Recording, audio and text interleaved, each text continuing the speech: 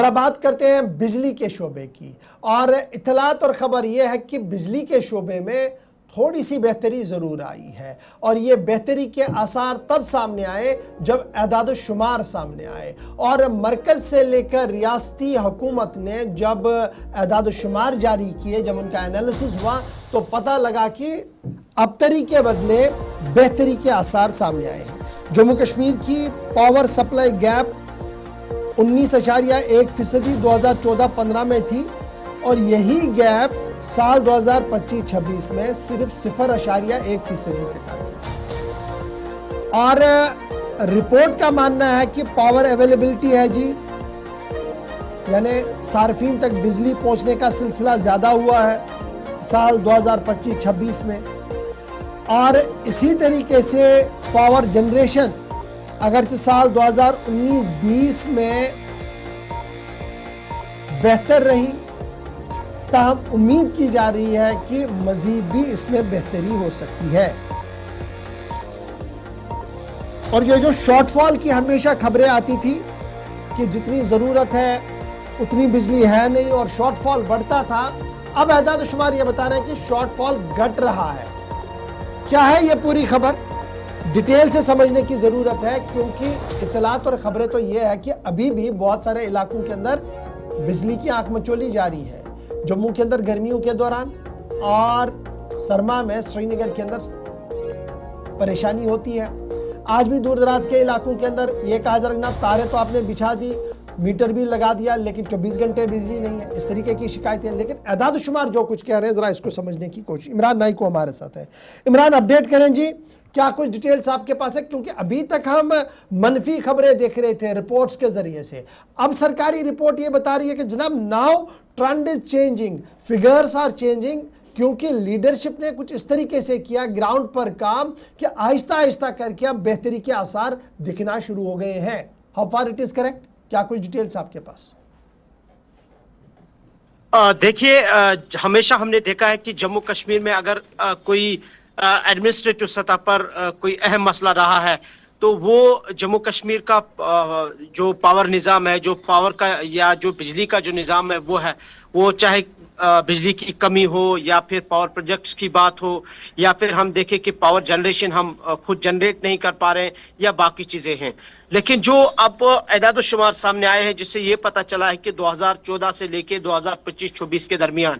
جموں کشمیر میں جو بجلی کی طلب ہے وہ کہیں نہ کہیں ایک تو پر بھی کی گئی ہے، اور over the period of time ہم دیکھ رہے ہیں کہ ہر گزرتے سال کے ساتھ اس میں اضافہ ہوا ہے۔ سے فار ایگزامپل جو فگر میں کہا گیا ہے کہ 2024 میں 2014-2015 میں جموں کشمیر کے لیے جو بجلی کی جو طلب تھی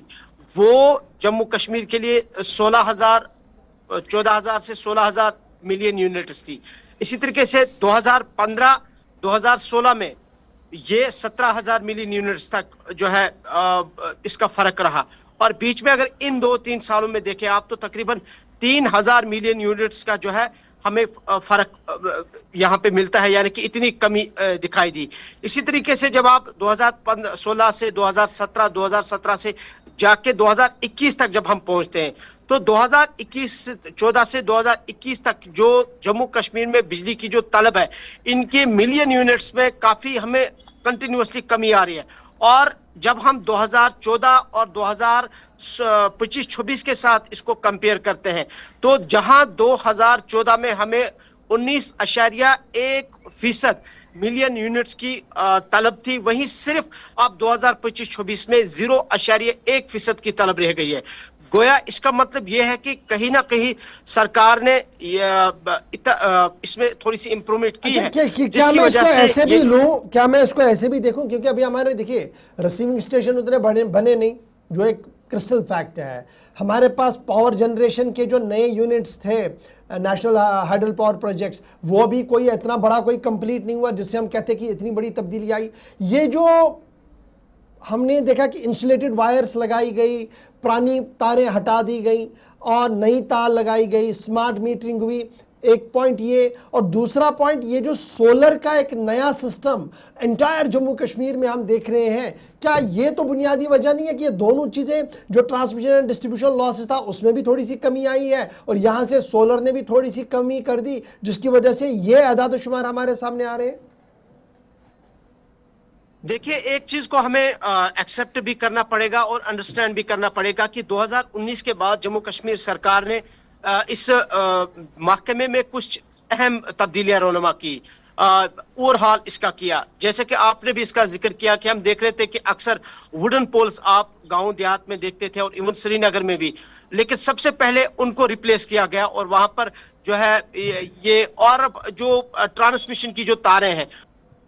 وہ کتنی خستہ تھی، ان تاروں کا ایک نیا جال بچھایا گیا، وہ بھی ایک اہم ذریعہ اس کا بنا. اور سب سے امپورٹنٹ جو پرائم منسٹر صاحب کا جو یہ جو سولر سکیم ہے، مفت گھر بجلی یوجنا جو ہے، اس کا بھی ہم دیکھ رہے ہیں کہ کہیں نہ کہیں بڑے سرکاری اداروں میں ہم زیادہ دیکھ رہے ہیں کہ اس کو ابھی تک کیٹر کیا گیا ہے. یہ ایک اس کا جو ہے فیکٹر ہے جس کی وجہ سے یہ کمی آئی ہے. البتہ دو چیزیں ہمیں اس میں ضرور انڈرسٹینڈ کرنی ہے. جو ہمیں فگر بتاتا ہے، فگر ہمیں یہ کہہ رہا ہے کہ جو ہماری طلب تھی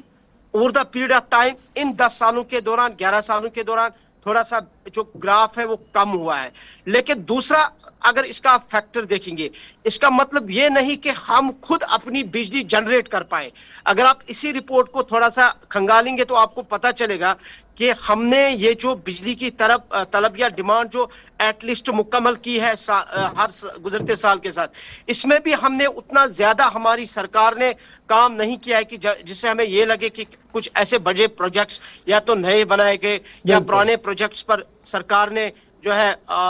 کام کیا اور ان کے ذریعے سے. بلکہ یہ بجلی جو ہے ایک تو باہر سے خریدی گئی، دوسرا یہ کہ سمارٹ میٹرز لگائے گئے، تیسرا یہ کہ کچھ ٹرانسمیشن کی تاریں جو ہے، ظاہر سی بات ہے جو ٹیکنیکلی ہم دیکھتے ہیں کہ جتنا آپ تاریں آپ کی پرانی ہوں گی، جتنا ہمارا زیادہ لاسز ہوں گے. اور بہت شکریہ جی جوائن کرنے کے لیے ہمارے ساتھ. تو یہ تو جناب بجلی کے حوالے سے خبر ہے، لیکن یاد رکھیے گا جموں کے اندر، سری نگر کے اندر اصل امتحان کب ہوتا ہے؟ جب برف پڑتی ہے، اور اصل امتحان تب ہوتا ہے جب جموں میں گرمیاں ہوتی ہیں. تو فی الحال قدرے بہتر ہے جموں کے اندر. جو ہم لاسٹ کچھ ایئر سے دیکھ رہے تھے بہت زیادہ لوڈ شیڈنگ ہوتی تھی، اس میں تھوڑی سی بہتری ہے، اور یہ اعداد و شمار بھی یہ بتا رہے ہیں کہ بہتری اور